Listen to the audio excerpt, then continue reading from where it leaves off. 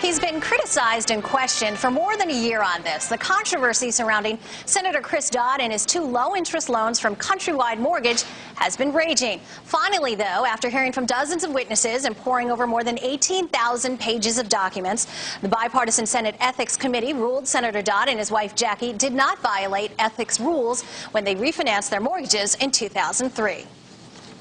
If they get the right answer, the exoneration really helps. I mean, people have been saying and believing, I think, that we had done something terribly wrong.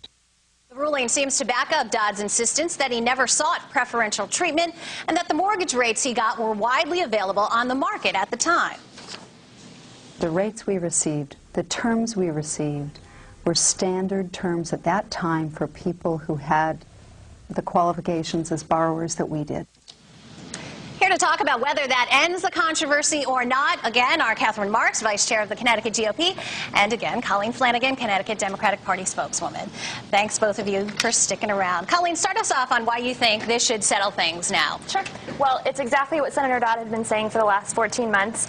He didn't violate a single ethics rule. He didn't receive any sort of special deal. And importantly, the terms and the rates that he and Jackie were given were available to similarly qualified borrowers at that time. It's a huge vindication for the campaign and for Senator Dodd himself. I know the Republicans probably won't let it lie. It's not surprising.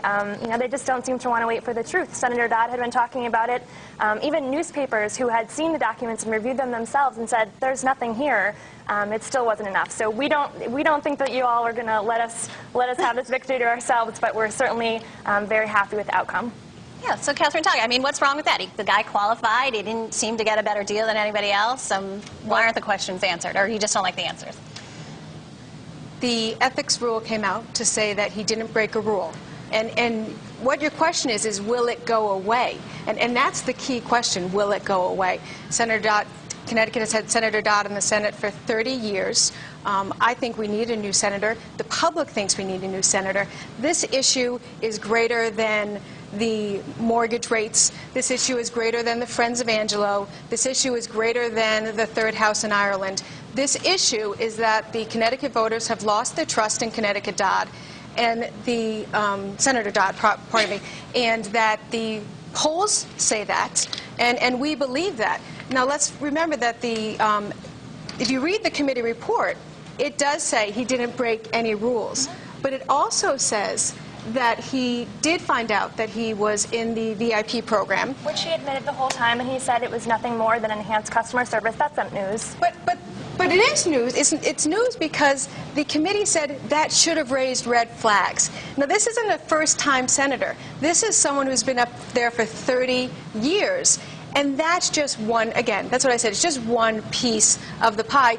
And when you say that he showed all of his mortgage applications, he did a peekaboo with the numbers. Actually, all that information is available on his website and has been since February. If you go back in February, all he did was he said he brought in some reporters and he said, no, it's on his website. Quick, take a look, and no. Okay, but now she's saying it's on the website, so it is since February. But let's talk about her point about people saying that, the Senate Ethics Committee might have said he didn't violate any rules, but Connecticut voters might have lost some trust. I mean, the average Joe might say, well, I don't know. I mean, even I, as a reporter, people offer me stuff all the time, and I think, well, I probably shouldn't take that. I mean, even just if it's all right, but just the appearance of it might not be so good. Sure. What about that? Sure, and certainly Senator Dodd on Friday, or last Friday, when he discussed this resolution, he said, I wish I did things differently? Sure. Did I learn a lot from this? Sure. Which is exactly why when these accusations were first brought to light over a year ago, he and Jackie hired an attorney to negotiate their mortgages blindly so that the lenders didn't even know who they were granting these mortgages to. All of that information is up on his website. The Ethics Committee questions and answers are up on his website. There's really nothing to this except that the Republicans want this to be what the election's about because we still don't know what any of your candidates are actually running for. There is something to this, and it's really important. Let's not get politically arrogant. The important thing is trust. It's trust between the candidate and the public. Absolutely. And that's been destroyed. So that there is something very important here. And talking about our candidates, boy, do I love our 3 candidates. I mean, I think 5 by now? Well, someone new every day. They are just fantastic, and there are 3 fantastic candidates, and they would all make a great senator.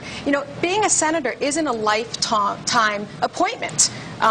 being a senator, and that trust has been destroyed. Well, let's talk about the trust factor. There was a Hartford Courant poll that ran earlier this week that talked about, I mean, we have a long time until the election, but at this point it said that it asked, you know, is Dodd cleared? I think we have this on a full screen. And it said that 66% of people actually said no.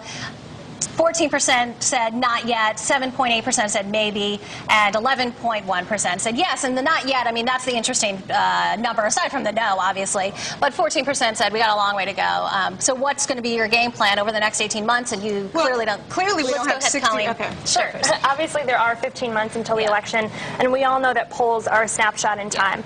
Is there a lot of work to be done between now and November? And on any campaign? Yes. Is Senator Dodd going to be crisscrossing the state, talking to voters, talking most importantly about what he's done for them and what he's going to do? Again, I haven't heard a single thing that the Republicans are running for as opposed to what they're running against. And I think at this moment in our nation's history, people are just sick and tired of people saying, I'm not this person and that's why I'm better. What are they going to do for us? Well, and also, you know, you're making points about it's not a lifetime appointment, but if the voters keep appointing him, then...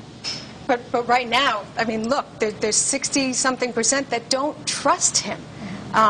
You know, what have they done? They pass bills in the middle of the night. You know, Senator Dodd doesn't know what he's put in, what he's, you know, hasn't put in.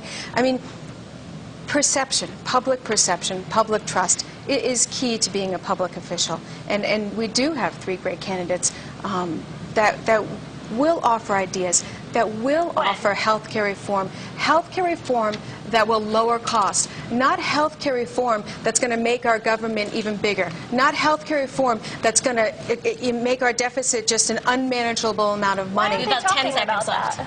So, you know, I'm excited about the next race, and this issue won't go away, but the issue is Connecticut voters do not trust Senator Dodd. Last word, we only have 10 seconds here. We've got 15 months to go. He has an amazing track record on behalf of all Connecticut residents, including Republicans, sorry to say. That's 66% is, I wish we had that many Republicans. We've got 15%, we've got 15 months to go, and we feel very confident in what we're going to be able to accomplish. It's going to be an interesting 15 months, needless to say. Thanks a lot for both of you.